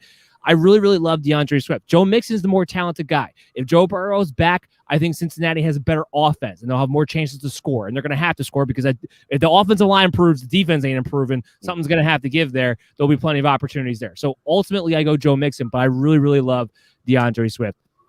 Let's kick it up here to our next couple of guys, and I want to throw these two on in the same loop because, well, they play for the same team and they cut into each other. Nick Chubb, Kareem Hunt. We'll talk about David Johnson in a little bit. Nick Chubb, Kareem Hunt. Can both these guys continue to be RB2s? Is Nick Chubb, given Nick Chubb's injury and that Kareem Hunt performed well but didn't take over the way people thought he would, are they going to go ahead and say, you know what, Nick Chubb is more likely the future, we're going to give him a little bit more than Hunt, we're not going to mix them in? Or are they just going to continue to play these guys side by side? They continue to both be top 24 plays on a consistent basis. What do you say, John? I think they're going to keep going with what works. We watched Nick Chubb and Kareem Hunt work really well together. It was one of those things early in the season, when they were sort of deploying them in tandem. It was great. We watched it. It was Nick Chubb would pound it in your face, and then Kareem Hunt would just slash right through your defense. So they have one of the best offensive lines in the league. Their run game is great. Their run scheme is awesome. I think they're going to use both backs, and they're both going to be viable twos with upside. That's kind of how you have to value these two guys. I think Nick Chubb gets the volume and Kareem Hunt gets the passing work, but they balance each other out almost perfectly. I think they actually work really well in terms of real NFL. They are two really good complementary backs. I can't disagree with you there. What do you think, Dowhower? I mean, I wish Nick Chubb was more involved in the passing game, but it seems like I don't think they're going to change Talk anything about they did pigeonholing, right? from last year. I know. I think that as they kind of pointed out, that you're going to see no change from what you saw last year. It's going to be a game flow, basically, whether or not you're worried about who you have that week. Otherwise, they're both viable options. Nick Chubb's going to continue to be one of the best running backs with running the ball. I mean, the man's a beast, and he's averaging 4 or 5 yards per carry. And part of why he got his job initially was because he was ripping off 95-yarders with rookie year. So I think this is a guy that you see is just incredibly strong, incredibly gifted. But with Kareem Hunt, as John pointed out, the running style, it is a great complementary, and I don't see really why they would change it in any kind of way, unless it's, like I said, for game flow wise. When they're down by 20, Nick Chubb goes away. That's kind of how it works. Yeah, I love when Hugh Jackson was coaching that team in the front office. Was like, you know what? We're going to trade Carlos Hyde, so you have to play Nick Chubb. Good grief. It was like the Moneyball scene where it was like, no, you have to play him at first base because I traded away the other guy. Lomauro, what is your take on this situation here for Kareem Hunt, Nick Chubb? Are they both going to be guys that are you willing to have both of these guys on your team next year? I'm willing to have both of these guys on my team next year, because if Nick Chubb, knowing he has injury history, if Nick Chubb goes down with injury, and you hope that he doesn't, but then all of a sudden Kareem Hunt becomes one of the top running back options in all of fantasy. John mentioned the Browns have one of the best offensive lines in the league. They're blessed with 2 starting running backs in their backfield. One plays a complementary role in Hunt. I think Chubb is the more reliable option just because he has a little bit higher volume, and Kareem Hunt's fantasy production is a little bit more dependent on game script. But you're looking at the situation, the Browns are a better team when Baker Mayfield's not throwing the ball 40, 50 times a game. They're a better team when he's throwing the ball 20, 25 times a game. And he's a better quarterback when that's the situation. So I think the Browns are going to continue, like John said, continue to go with what works. And what they do works well. So, yeah, I heard somewhere today on social media, somebody was trying to say Ben Roethlisberger was the worst quarterback in the AFC North. And I'm like, stop drinking the Baker Mayfield Kool-Aid, please. Adam, these two guys, let's take it from the dynasty perspective. Obviously, Chubb is a little bit more value, but are you trying to have both these guys with maybe the idea that, I don't know, maybe Kareem Hunt does move on to another team next year? I mean, I if I don't have them both now, I wouldn't buy one of them, but I have no concerns if I do have both. Lomauro put it pretty well in that they're like the ultimate handcuff, and that like if one goes down, the other one immediately becomes like a top tier RB1, and then otherwise you have 2 very good RB2s. I can live with that all day. I think my frustration here is that, especially after watching last season, not that I think Kareem Hunt's bad, do not get me twisted, but to me, Nick Chubb is clearly better. Nick Chubb is clearly the superstar of the two. And while they do complement each other, I agree with everything everybody said here. I just would love to see Nick Chubb, one, like Dowhower said, actually be allowed to catch the ball because he can catch the ball. And 2, just get more work than Kareem Hunt when they get into the goal line situations. Because it's very, very clear Chubb is the better goal line back, but they have this thing where if it's, Hunt's series, he's not coming out. And I think that's a mistake, and that kind of frustrates me a little bit, but ultimately I do agree with you guys here. Let's put all these last 3 running backs in the top 24 together because they all kind of fit together. And if I could actually ever get this thing up, there we go. David Johnson, Kenyon Drake, James Conner. Yeah, just a slew of look, these guys finished in the top 24 consistency. This is how many times they almost 80% for all of them were in the top 36. My mind's blown. I can see on the look in your faces. Your guys' minds are blown. But this is what we were looking at here. I don't want to touch any of these situations. What about you, Adam? We'll start with you. What are you looking at here? I'm looking at some names that I really don't like. I mean, it's hard to pinpoint because I believe as of now, Kenyon Drake and James Conner are looking for homes. And David Johnson, I'm hoping is a backup. Well, not as a Colts fan, I'm not, but as a fan of the NFL, I am. I don't know. I think that the 3 of them have very little value dynasty-wise in a redraft. I mean, maybe towards the end of the draft, but they're not. Seeing them in the top 24 is kind of not that shocking, especially with David Johnson, given he was the RB1. But yeah, no, I'm not excited about any of those 3. What about you, Lomauro? Do you see let's take it from the Kenyon Drake, James Conner instance, because we kind of know what David Johnson's walking into. Is there a team out there that either one of them could go to that would maybe make you interested again? It's tough. James Conner, maybe just because of the age. He's a bit of a younger player.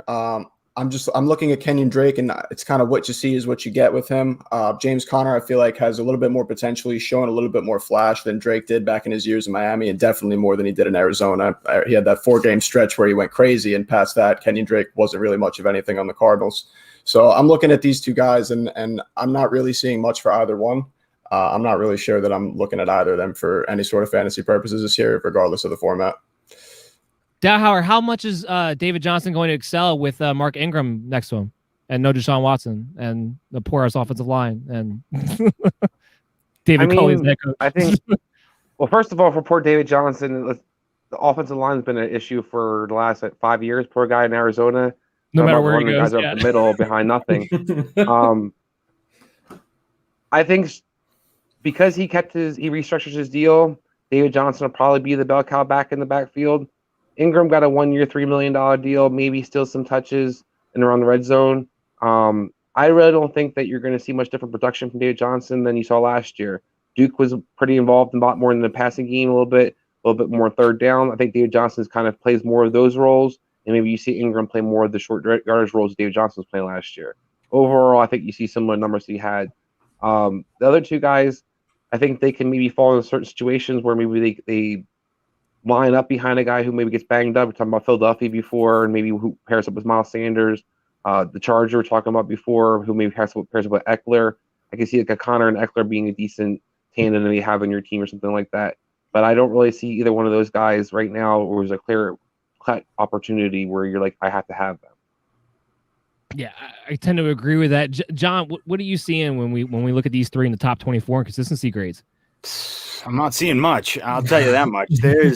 I think, you kind of alluded to it, that David Johnson should be the most consistent again next year is what the other two don't have homes yet. Right. And so that's really what you have to ask yourself is, do we think that these guys are like, can we sit here and say Kenyon Drake is 100% an NFL starter? It's like, I can't at this point. I can't say that. So who's going to the Jets? Right. So I have no idea. I have no idea if he's going to. James Conner, to me, I think profiles more as a starter and profiles more as a bell cow. So I think he will find a home and he will get a second chance. But I think we saw what we saw with Kenyon Drake. He's sprinter fast. He's one-dimensional. He can go north-south, but that's about it. And it's funny right now. I'm going through and grading all these teams again. Me and Brian are rewatching every game. We just finished up Atlanta, so we started with Arizona. And that was the one thing I said to Kenyon. I was expecting to see more out of Kenyon Drake. And when I watched him, I'm like, man, he's fast. Like, he's great. But if he doesn't have the right scheme, he can't perform. And so I don't know if any team really wants to take that player on. But again, if there was a place that he landed, a place like, with Kyle Shanahan in San Francisco, I was just about to say that. Where all of a sudden you don't need vision. It's just the line and the scheme is so good that you Shanahan's like, there's the hole. He has an arrow on the field. Like, there it is. There, go over that way. Go Mostert, run that way. There you go. Yep. Mostert's a perfect comp. That's exactly who I think, Kenyon Drake sort of is. And again, what is that? Is that in the league anymore? I don't know. So I have a feeling Kenyon Drake's going to have a tough time finding a home. You guys laugh, but it's on the Jets. Yeah. I mean, if he lands on the Jets, I'm definitely out. I'm definitely out for fantasy. Further out than if he has no, I'd rather he have no home than he lands on the Jets. I'd at least be interested because there's 31 other options. Look, I don't know. We make fun of it, but I'm going to be honest. If they're going to run the Shanahan system, if they're going to be able to add to the offensive line with Mekhi Becton, if they're going to, what I would hope, take Zach Wilson at quarterback. I'm not a Jets fan, by the way. I'm a 49ers fan. I want to make that clear before we go, because usually you hear Jets fans go in these little tirades, and I just want to make that clear. If they take Zach Wilson at quarterback and upgrade over Sam Darnold, those pieces for that system are in place. And whether it's a James Conner or Kenyon Drake, I'm going to tell you what, my interest might get piqued just a little bit. Now, let's be real. If that happens, their ADP is redraft. It's going to be no better than the 4th round. Dynasty, you're going to probably get one of these guys in double-digit rounds. Maybe James Conner in the 8th round because he's a little bit younger. So it's not going to be crazy where you're taking them at, but I think there is a situation in which their value could be there. Now, does it look like a lot on paper right now? No, absolutely not, because there's very, very few fits where them having their value getting boosted up even means anything. And David Johnson, I'm like, look, dude, I feel so bad for you. Mark Ingram's going to steal your touchdowns even if you don't get stolen receptions. And I don't know who's throwing you the ball for you to catch the ball, because I still don't believe it's going to be Deshaun Watson. So that's just a whole other situation in and of itself. We're going to get into we're going to close out the show with the 25 to 36. We're going to skim through some of those names and talk about that. But before we do, I do want to give another shout out to our sponsor of the day, Manscaped. Along with St. Patrick's Day, it's also spring break time. And you know what that means. Spring break in your pants. Manscaped is here to ensure you that the party in your pants never stops. Even Veronica Corningstone wouldn't say no to this pants party. So for everyone preparing for a pants party this spring break, I have an exclusive 20% off discount for you to use. Just use the code BELLYUPFANTASY at manscaped.com and you can get 20% off and free shipping. Get the perfect package 3.0. It comes with the essential Lomauro 3.0 waterproof cordless body trimmer and a ton of other liquid formulations to round out your grooming routine. This is the best trimmer on the market. Those of you who need a chest or ball shave, it's great for you because it's a third-generation trimmer that features a cutting-edge ceramic blade to reduce grooming accidents thanks to advanced skin safe. So keep yourself safe. Don't nick yourself up. Get the best in the world and get manscaped.com with promo code BELLYUPFANTASY for 20% off and free shipping. So let's go ahead and jump into our next group of running backs that we want to talk about for tonight's show. If I can ever put it up there, there we go. We just talked about Raheem Mostert. Let's lump him because you got Jeff Wilson Jr. there at 34, and you have two San Francisco 49er backs in the top 36 when it came to consistency grades. Both of these guys are going to be on the roster. We know that now. They brought back Jeff Wilson. Raheem Mostert's going to be there for at least one more year. I don't know if they add anybody else. It looks like they're finally going to go ahead and get rid of Jerick McKinnon. Thank God. Tevin Coleman, goodbye. And Shanahan, don't add anybody else. Stop it. You're giving me a headache. I want to be able to clue in who these guys are going to be. What are you guys seeing right now? Adam, we'll start with you. You know, it was kind of mentioned earlier about the Patriots running backs, about how you just have to ignore that team as a spot for running backs. And I've begun to feel that way about the 49ers just because on a week-to-week basis, depending on who's healthy or hot or whatever, there's just so many different running backs, and they all work out well because Kyle Shanahan, like you said, just gives them that little arrow and they go. And so on a team that any running back can be, for the most part, can be successful, and on a team that will just use random running backs at any given time, I, for fantasy purposes, am kind of just out on the 49ers. It's probably not a unsmart way to go, I would say. Right, Dowhower? Oh, I totally agree. I mean, that's probably as a waiver pickup each week, you always look at the 49er backfield. But as a draft, I'm trying to avoid those at all costs for the most part, because usually it's too rich for you to value any of the players where they're going. The good news is that because everybody gets hurt so often, they usually are a waiver pickup. Lomauro, exactly. What do you see when you look at this San Francisco backfield? What are you seeing? Raheem Mostert, let's talk about redraft. Let's talk about 2021. Let's talk about if he's going in the 8th round, knowing that he has the capability to win you a particular week. Would you look at him somewhere in there, or do you think Jeff Wilson's going to have a much bigger role and really just cloud this thing too much?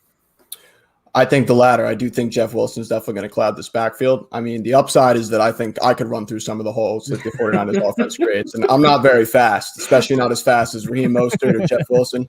But so in terms of rushing production for this Niners team, you're going to see the production on the ground. It's just a matter of who's going to deliver that production and at what time. There's nobody in this 49ers backfield that you can really point out and say they're going to be the consistent producer in this offense week in and week out. So it's too cloudy for me to really be interested in. And Adam said it best. It's shaping out to be a lot like the Patriots backfield of the last few years, where it's like the golden rule of fantasy. Do not take a Patriots running back. And now it's starting to become the deal with the 49ers. I think Dowhower agreed so much that he went sideways on us. We'll take him out while he figures out what he's doing over there. John, are you touching anybody? Yeah, I'll be honest. I actually like these assets. I think if they go into the season with just these two guys, right? Everyone is going to have that mentality of like, I don't want him, and he's going to be a landmine kind of falling down draft boards. And eventually he's going to have value. You tell me 10th, 8th round, 9th round, I get Raheem Mostert. I can plug him in as a flex play. I'm not relying on him weekly. I can pick and choose the spots when I start Raheem Mostert. Then I'm totally fine with that. I think that's kind of how I want to play it. I'm not going into it saying I need to rely on Raheem Mostert weekly. I don't want him to build my roster as my RB2. But if I can build out my roster and then I throw him on as maybe my first or second running back on my bench, and I can pick the weeks that I want to play him, that's much more interesting to me. That to me is, again, because then Jeff Wilson goes down or something happens and we get the wind that it's going to be a Raheem Mostert week and you go smash. Like this is going to be 25 plus points. I know it's going to happen because of Kyle Shanahan, because of this offense, because of the scheme. So that's kind of how I want to play it. I totally get it. Sometimes people in redraft think season, and they think all 16 games. I gotta find someone who's going to be there for me all 16. But you can find value with guys who can blow up for little stretches. And so if you build your team out correctly, there is definitely a role where I would love to have Raheem Mostert as a flex option. Yeah, I'm more in line with you, John, because, again, 49ers fan, I get it. You can call me biased, you can call me a homer, whatever you want to say. That's fine. If we went into the fantastical world of Raheem Mostert, Jeff Wilson don't get hurt in the 17 games, and that these are the only two running backs that are on the roster, why couldn't they be not on the same level, of course, but why couldn't they be somewhat similar to a Nick Chubb, Kareem Hunt that we talked about, where both of them are top 36 plays because of the way this offense sets up? So I do think there's value to be had there, especially because I don't expect their ADP to be all that high. But let's move on here to our next group of running backs that we want to talk about. And so most of these guys will lump together, but there is one guy that I want to talk about in a singular fashion. That's David Montgomery. The curious case of David Montgomery, especially when you look at last season. What is he? Is he an RB1? Is he an RB3? What do you think, Adam? I like him. I like him, the player. Chicago's another one of those teams like how I spoke about the Raiders, where I just have like no idea like how the decisions that are being made are like people that know things are making them, or that are at least outwardly appear to know things. I'm hoping that the next coaching staff uses him a lot better is my opinion. But I still think you can get some pretty good value out of him, especially if depending on how the ADP falls. I think there's value with David Montgomery. Yeah, I mean, it's got to be somewhere in between, right? It can't be the guy who looked like he couldn't get past the line of scrimmage at times, and just because of pure volume was an RB2. But it also can't necessarily be the guy who looked like he was, I don't know, a mini version of Derrick Henry towards the last end of the stretch. John, when you're looking at David Montgomery, where do you think it is? And let's also kick in the fact that it looks like maybe Andy Dalton's going to be the starting quarterback too. What is that? How does that play into it? What a kick in the pants that is for Bears fans. What? They've been waiting for quarterback news. They've been waiting for quarterback news for a month. You could have had Andy Dalton last year for way cheaper without giving up draft capital for Nick Foles, and yet you come back to Andy Dalton this year after having to go through the Nick Foles. That's the kick in the pants. Unbelievable. Wah, wah. Sucks. Yeah, that's a tough signing. But anyway, yeah, I think you're right. David Montgomery sort of lives somewhere in the middle. I don't think he's as bad as we saw at the start, but again, that could be his floor. So now you're seeing that. Okay, so that's him on a bad stretch. I get a low end RB2 on a bad stretch, and then you see him on a hot stretch, and you go, okay, so these are both of his ends. This is his ceiling. This is his floor. I think he's going to live somewhere in the middle. So to me, I'll probably rank him around RB15, 16ish, kind of in that realm. But again, if he can catch hot for you, if we believe the Bears get hot for some reason, I'm a firm believer, and I take running backs on good offenses and good teams because that tends to be where running back production comes from. I don't know how good the Bears offense is going to be. I don't know what that organization is going like you said. I don't know what is going on at that organization. So I'm a little more hands off on David Montgomery in Dynasty, but for redraft, I think you're totally fine and totally safe, kind of valuing as that high end RB2. What do you think, Lomauro? Yeah, I mean, I have a pretty similar mindset as you guys do. I think that David Montgomery has both a high floor and a high ceiling, but what holds him back so much is Chicago's poor offense and just their organizational mishaps. The volume is what keeps David Montgomery so interesting. And one thing that I think that I need to point out that a lot of people don't realize about him is he's a sneaky good receiver too. This is especially true when Nick Foles is under center. I'm not really sure why, but even when Mitchell Trubisky was back playing quarterback for the Bears, you saw Montgomery get pretty involved in the passing game, especially after Tariq Cohen went down with that injury. So looking at his match of running and pass catching ability, I still think that David Montgomery is somebody you should be looking at pretty early on in your drafts next year.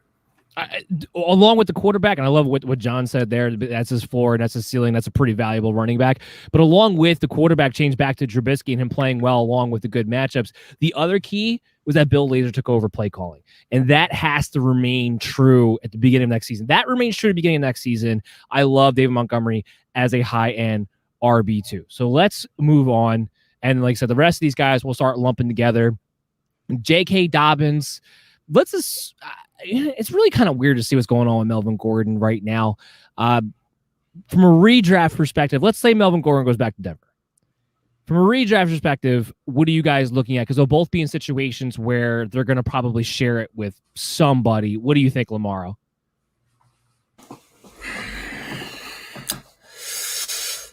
I'm high on J.K. Dobbins this year because I loved his yards per carry last season, and I think he is a really explosive player. I'm just not sure with the way that the Ravens play, the offense that he's in right now. I know Mark Ingram's gone, so he could see uptick in usage, and this could be his breakthrough year. But right now, I'm not sure with Lamar Jackson still taking away so many carries. I'm not sure if I'm trusting Dobbins just yet in fantasy.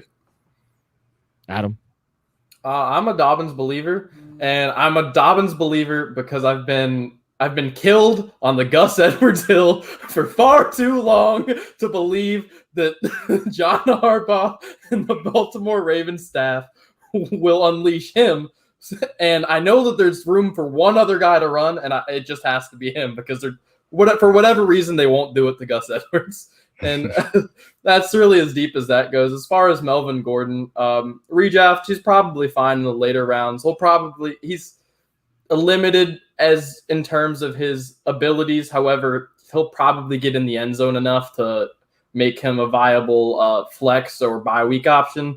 So there's that. But I think J.K. Dobbins, especially as a dynasty asset, but even as a redraft asset, can be pretty valuable. Yeah, I think I tend to agree with that. What do you think, John? I'm all in on J.K. Dobbins as a late round dynasty. Yeah, right. As a late round redraft asset. It's not late round dynasty. Forget it. But I think he's not going to cost as much as some of these other backs because he didn't have that huge workload. People are fearful of Lamar Jackson. People are fearful of Gus Edwards, which, by the way, I'm with you. Gus Edwards is a very good running back. He is a very good running back. I don't understand. He's very good. He's very good.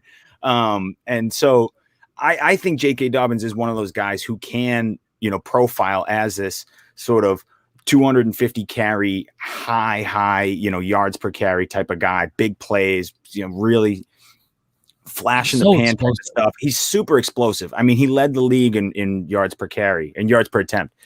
That's hard to do as a rookie, and that's certainly hard to do in a limited amount of touches. So, you're getting 6 yards a clip. That means something to me. And so, I want to see that again translate. So with 130 carries last year, give him 200 carries, right?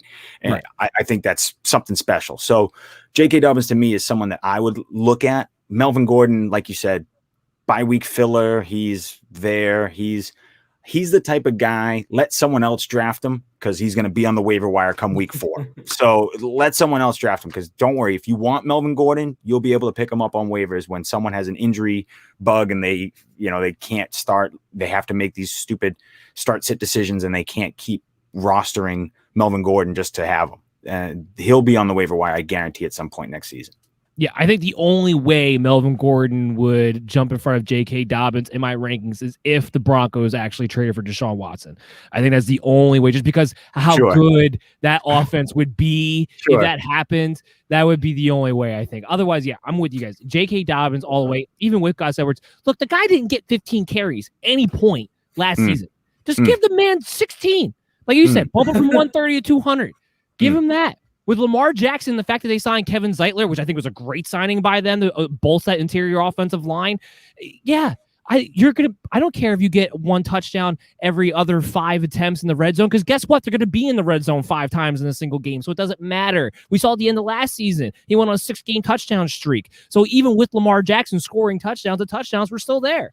And that's what I'm not worried about. J.K. Dobbins is tremendous. Now, because I think his ceiling, to your point, is about 200 carries. And while everyone wants to make this thing like, well, yeah, and J.K. Dobbins will get the passing down work too. I'm like, look, the Ravens don't throw the ball to the backfield. I don't know what passing down work you're talking about.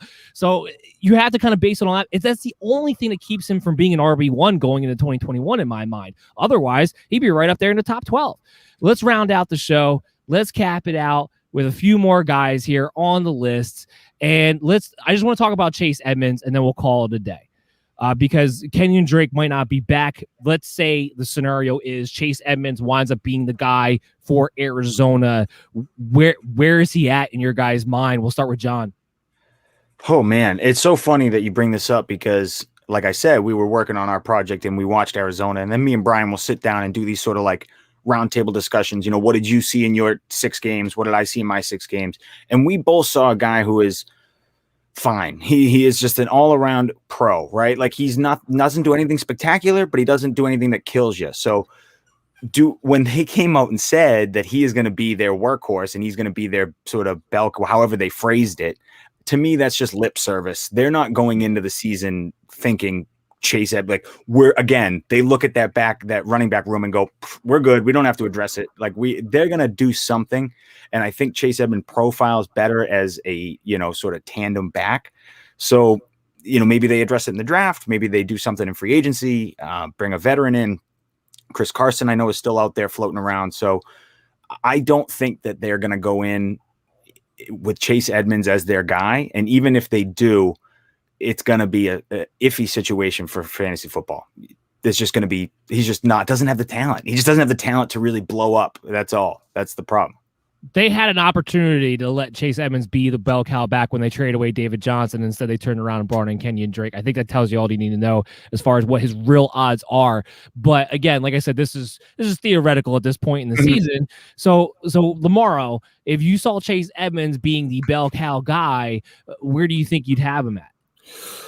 I mean, Chase Edmonds, even before Arizona traded away David Johnson and ended up acquiring Kenyon Drake. Even before that, Chase Edmonds was showing flashes of being a highly productive running back. But with that being said, he's never had the high expectations of being a running back one on a good team, which the Cardinals do expect to be a good team this coming season.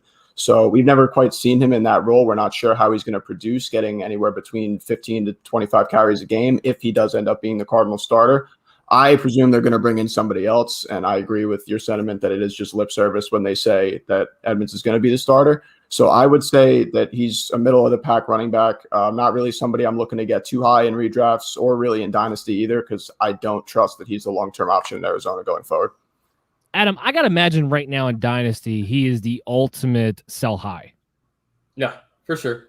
I would get whatever you can for him while there's a perception that he could be a starter, because as you guys have said, I have very little belief that is what happens. I think someone else, whether it's one of those other guys that we mentioned or Chris Carson or whoever, I think someone else will be there. Yeah, I tend to agree with you. I like Chase Edmonds a lot. I wouldn't mind seeing him be in a situation where he is in that tandem, but he's the lead in the tandem, because I do like his skill set, his all-around skill set there. But I agree, he's not going to be somebody who I'm like, if you're going to give him 300 touches, he's out by week 6. So I'm not really going to touch that too much. Guys, it was a great show. We got through all the running backs, all the consistency grades, the top ones. We're going to have more. We're going to be back in 2 weeks. It's going to be the wide receiver consistency grades, just going through the list as we work our way up to the draft. It's going to be a lot more free agency things to talk about when we get a couple more weeks from now too. So excited about that. John, I want to thank you so much for coming on to the show. Dowhower also sends his respects. Apparently he lost power in his house, and that's what happens. That's why we lost him. He just texted me now. So that's what happened to Dowhower. But John, thank you for coming on. Let everybody know where they can follow you at, checking out FTLS, everything they need to know. Sure. You can follow me at FTLS_JBats on Twitter. You can follow Brian, my co-host, at FTL Sunday. We are doing these Clubhouse sessions. So if you're on Clubhouse, Android users, if you're on Clubhouse, you can certainly come join us. They're the FF Brass Hats.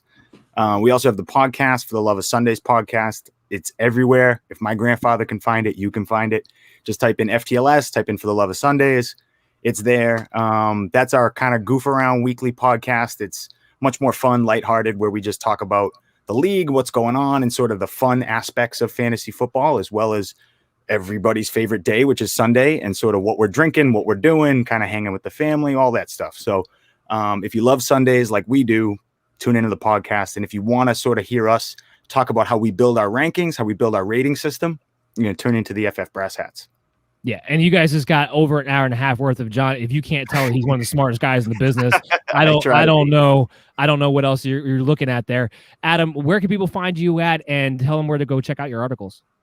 Yeah, so my articles can be found on bellyupsportsfantasy.com, and my Twitter is at LaRue Adam, which is a mouthful, but it's at LHEUREUX Adam. Yeah. Good show, boys. Yeah. Great. It was a great show. I'm repping my belly up, my old school belly up merch, by the way. Oh, man. Yeah, you're breaking it back on us. Culture. Yeah, I had to. For the culture, Love it. I love it. Lomauro, where can everybody find you at, my man? So you can find me on Twitter and Instagram at BellyUpChris. I'm more active on Twitter. I'm always sharing my articles, some other content, posting up funny tweets, beefing with other sports journalists who have more followers than me because I'm jealous, just basic stuff like that. So you can search me up, search out my name, Chris Lomauro, last name Lomauro, on both the Belly Up Sports site and the Belly Up Fantasy site. See all my content there, and I would really appreciate it. Great stuff.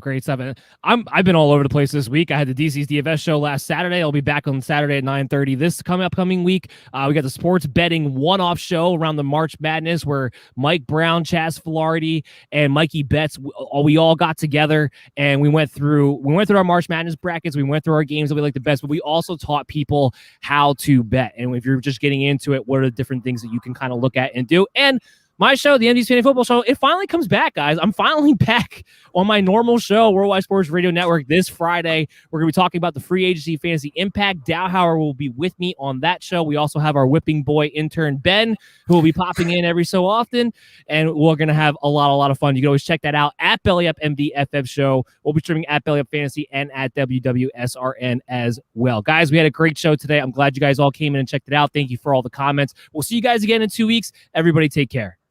All right. Thanks, guys. Appreciate you. Later.